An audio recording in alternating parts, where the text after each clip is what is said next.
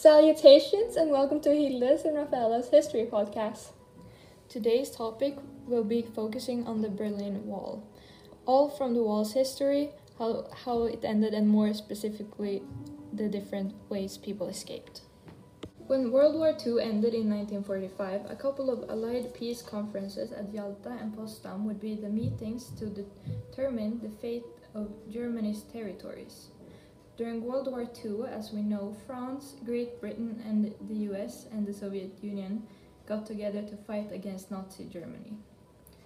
And when they did win, they decided to share the defeated nation between themselves. The split of the defeated nation was split into 4 Allied occupation zones. The eastern part of the country went to the Soviet Union and was known as the German Democratic Republic, while the western part went to the United States, Great Britain, and eventually France. These 3 zones unified and were known as the Federal Republic of Germany. Along the border between the 2 territories, there was a heavily fortified division known as the Iron Curtain. Its purpose was to keep the East Germans and the rest of the Soviet Union citizens from migrating to the West. But why did the Soviets want to leave the West? In East Germany, the economy was based on Soviet communism. This led to all the industries being state-owned, and the people were forced to work where the government wanted them to. The economy here was weak, and the people weren't happy. In the West, the economy was booming. The people in the West were happy and often well off the wonders of capitalism. Capitalism is based on free enterprise and an open market where anyone can prosper. The people's personal freedom here was also much greater, with freedom of speech, press, and of course, the free market. The East saw this, and understandably, they wanted to move to the West. In the middle of the Eastern Zone, controlled by the Soviets, there was Berlin.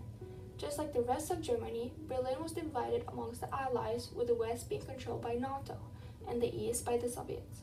In Berlin, the East Berlin citizens weren't allowed to cross to West Berlin, but it wasn't very difficult to do so. For the most part, you could just hop on a bus and hop off in the West, or just simply walk there. And from West Berlin, many were able to flee the Soviet Union completely. This caused the East to lose a lot of workers. 3.5 million people, about 20% of East Berlin's population, went to the East. Most of them were young and smart people. To stop this, the Soviets built a wall called the Berlin Wall. The Berlin Wall was a barrier that surrounded West Berlin and prevented access to it from East Berlin and nearby areas of East Germany during 1961 to 1989.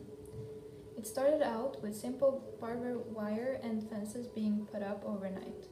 The wall was really effective, and only 5,000 East Germans succeeded to pass. However, this didn't stop the East Berliners to jump over them by leaping from buildings. But later the fences were replaced with a 3.6 meter high concrete wall with a large pipe on the top to prevent climbing. There was also a fence put up with a 100-meter distance from the wall.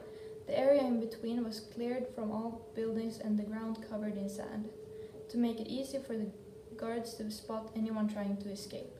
This area was also covered with mines. 300 plus watchtowers were built along the wall.